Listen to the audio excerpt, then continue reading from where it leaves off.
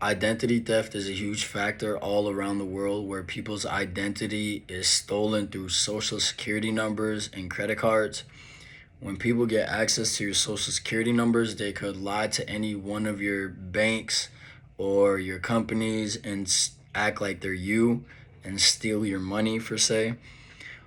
Some of these scammers will go out and take your Visa credit card and buy a bunch of clothes like Amiri jeans and Balenciaga and Prada and just a bunch of stuff that is very expensive. And what these people don't know is that they're ruining families and lives around the entire United States, as some people don't have the money and these people are scamming them using their Visa cards to buy anything they want. Scammers are probably the worst type of people around the world because they destroy families and take food off the plate that people need. And there are many ways to becoming a victim to identity theft. Unauthorized access to any of your emails is also a way of identity theft where they could get access to information from your email that will give out credit card numbers and give out what you bought from your credit card, and that's how they could also get access to your credit card because they use the email where it logs all of your purchases, and they could use those purchases to verify your credit card, to call the bank and verify the credit card. Anyways, there is over $43 billion in estimate of losses from identity theft in total since the rampage of stealing identities broke out. And most of these scams were through robocalls, pinching emails, and stealing cards and social security numbers. Americans alone lost about $5.8 billion just in 2021. Just in 2021, the Americans lost 5.8 billion. If people aren't more careful on websites to trust where they buy stuff, then they could also turn out to be a victim of these ruthless acts of fraud.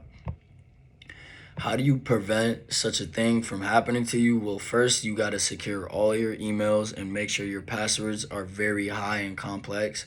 There's also identity theft protection that you can buy that protects you from some of these losses and will provide more security for all your information.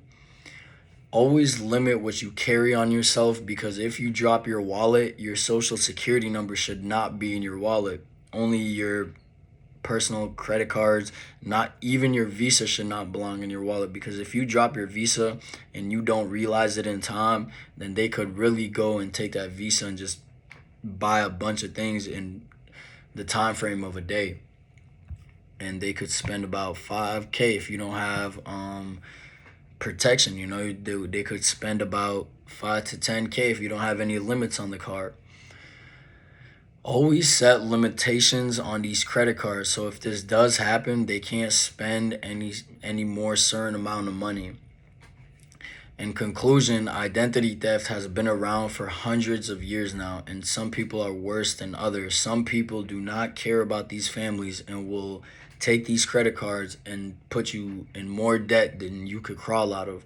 Protect your family from identity theft so this does not happen to you because if it does, it will be a big hole to crawl out of. Always reset your passwords and make them complex so they don't have access to them. Thank you for listening and tuning in. And my 3 sources cited are down below, which is avoiding identity theft, consumer.gov. Consumer.gov is the government itself, the United States government itself. And another source is Coach Seth Connell. He is identity theft professional where he provides identity theft information. And the third source is Nolo.com. It's like an encyclopedia site where it gives you a bunch of information about identity theft. Thank you for tuning in. You guys have a good day.